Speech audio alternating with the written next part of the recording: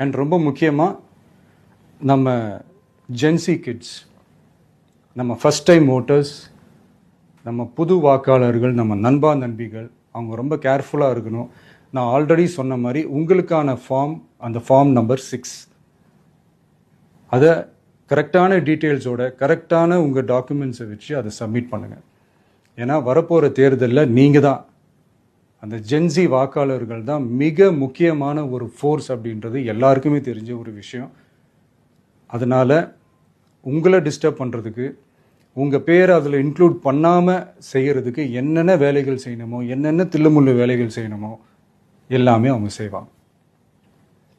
இது நமக்கு எல்லா திசையிலையும் எல்லா பிரச்சனைகள் கொடுத்துட்டு தானே இருக்கிறாங்க.